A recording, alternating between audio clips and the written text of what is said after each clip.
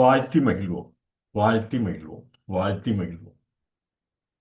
ஏன் இந்த கரந்துரை சொற்கள் என்ற அந்த தலைப்பில் இன்று தொடங்குகிறோம். ஏன் இந்த கரந்துரை சொற்கள், ஏன் இதுக்கு நீங்கள் முக்கியத்துவம் கொடுக்குறீங்க என்று பெரும்பாலானோர் கேட்கக்கூடும். நம்ம கைதான் ஒவ்வொரு காலகட்டத்திலையும் உதவி புரிஞ்சிருக்கு. இந்த உதவிங்கிற சொல்ல கரந்துரை சொல்ல உங்கள்கிட்ட பதிகளாட்டு இருக்கேன் அன்னைக்கு. இந்த கரந்துரை சொல் ஏன் அகராதிக்கு வேணுங்கிற பதிவையும் இந்த நேரத்தில் தெரிவிக்கிறோம். கிட்டத்தட்ட நம்ம ஒவ்வொரு மொழியிலையும் எழுத்தூர் தான் சொல்ல அமைஞ்சிருக்கு. ஒவ்வொரு காலகட்டத்திலையும் அந்தந்த சான்றோர்கள் ஆண்டோர்கள் வகுத்தது மொழியா வகுத்திருக்காங்க. தமிழ் மொழிக்கும் அதே சிறப்பு தான்.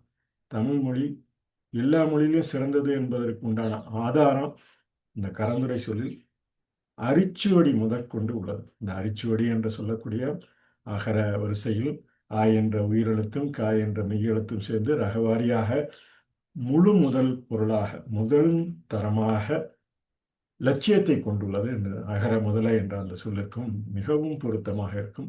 இதை அரிச்சுவடி என்று சொல்லக்கூடிய அந்த அரிச்சுவடி ஒவ்வொரு எழுத்திற்கும் ஒவ்வொரு காலகட்டத்திலும் அந்த உயிரெழுத்தில் மெய்யெழுத்தில் உயிர்மெய் எழுத்தில் நிலை பெற்றதெல்லாம் அந்தந்த கருவிகளை கொண்டு அந்தந்த காலகட்டத்தில் உள்ள கருவிகளை கொண்டு பயன்படுத்தினார்கள் என்பதையும் இதன் மூலம் தெரிவித்துக் கொள்ளலாம். இந்த பதிவு ஒரு கரந்துரை சொற்களாக பல நூல்கள் நிகண்டுகள் ஒவ்வொரு காலகட்டத்திலும் இருந்துள்ளது. இவை மறைபொருளாகவும் இருந்துள்ளது என்பதனை கூறலாம். இந்த மறைபொருளாக என்பதற்கு அந்த சொல்லின் விளக்கத்திலேயே அந்த எழுத்துருவின் விளக்கத்திலேயே உள்ளது. இன்று வரை எணினி பதிவு வரை தொடர்ந்து அந்த நிலை உள்ளது என்பதனை இந்த நிரலாக்கம் எணினி நிரலாக்கம் வரை நாம் தெரிவித்துக் கொள்ளலாம்.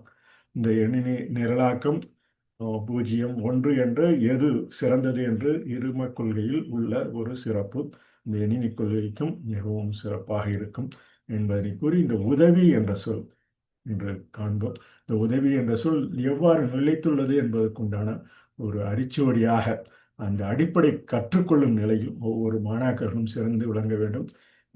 அந்த எழுத்து அறிவு பெறும் வரையில் தொடக்க மாணவர்களுக்கும் இந்த அகரவரிசை மிகவும் பொருந்தும் என்பதனை கருத்தில் கொண்டு இந்த எழுத்துருக்களை அமைத்துள்ளோம். இந்த எழுத்துருக்கள் பெரும்பாலும் உதவி என்ற சொல்லுக்கு ஏன் பொருத்தமாக இருக்கும் என்று இன்றைய கருத்தாக்கமாக உங்களிடம் பகிர்ந்து கொள்கிறேன். உதவி என்பது உண்மையான தரத்தை விளக்கும். பெறுவோருக்கும் அதை வாங்குவோருக்கும் பெறுவோருக்கும் கொடுப்போருக்கும் உள்ள ஒரு சிறப்பு. அதை வாங்குவோர் சரியான முறையில் பயன்படுத்தி தன் வாழ்வாதாரத்தை உயர்த்தி கொள்வதற்கும் கொடுப்போருக்கும் அந்த நிலை உள்ளவர்களுக்கும் அந்த நிலை பெறுபவர்களுக்கும் அந்த நிலை கொடுப்பவர்களுக்கும் உள்ள ஒரு உண்மையான தரத்தை விளக்கும் அந்த உதவி என்ற சொல்லி முதல் சொல்லாக நாம் பயன்படுத்த வேண்டிய இந்த கரந்துரை சொற்கள் என்றே கூறலாம். அகர முதல என்று இந்த ஆதிபவன் முதற்று என்று திருக்குறளில் கூறியது போல இந்த உதவி என்ற சொல் உண்மையில் வளரும் தன்மையை விளக்கும் சொல்லாகும்.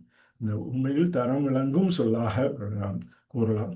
இது ஒருவருக்கும் ஒருவர் பெற்றுக்கொள்வதிலும் பகிர்ந்து கொள்வதிலும் இந்த புவி புதிய விசையாகிய புவி என்றும் நமக்கு உதவி புரிகிறது என்பதை கூறி ஏன் இந்த கரந்துரை சொற்கள் என்ற இந்த பதிவினை இன்று தங்களிடம் தொடங்குகிறோம். இவை ஆங்கிலத்திலும் பதிய உள்ளோம். ஏன் ஆங்கிலத்தில் பதிகிறோம் என்றால் இந்த சொற்களின் அடிப்படையில் எல்லா மொழிக்கும் உகந்ததாக இருக்கும் என்ற அந்த கருத்தாக்கத்தில் ஆங்கிலத்திலும் படிக்கலாம் என்று கூறி இன்றைய ஏன் கரந்துரை சொற்கள் என்ற இந்த பதிவினை இன்று நிறைவு செய்வோம். நன்றி.